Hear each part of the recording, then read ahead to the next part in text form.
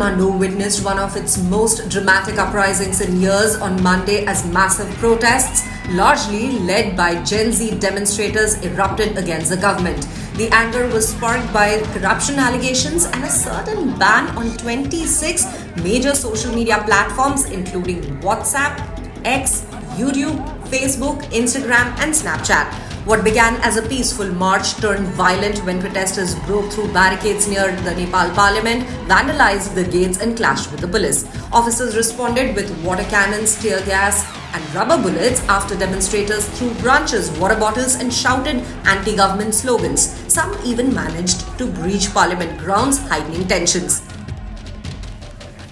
The Kathmandu Post reported that dozens were injured and casualties are feared. At least 2 people were shot with rubber bullets. Authorities fired multiple rounds to disperse crowds.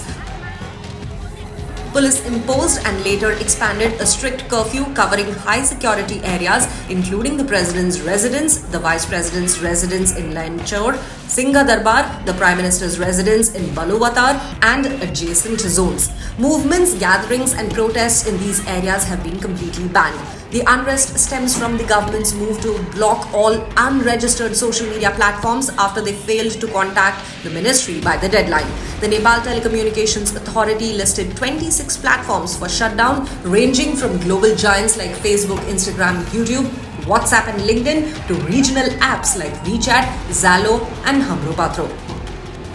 The platforms went dark past midnight on the 4th of September. Officials claim the ban is part of efforts to tax revenue generated by these platforms and curb anti-government content. Protesters, however, accuse the government of silencing dissent and ignoring deep-rooted corruption.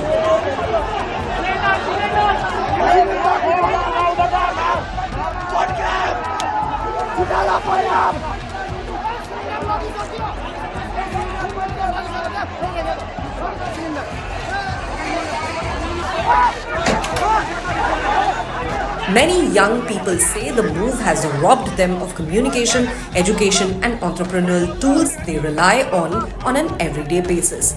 The protests spreading rapidly across Kathmandu, the protests mark a major challenge for the government as calls for transparency, accountability and freedom of expression intensify.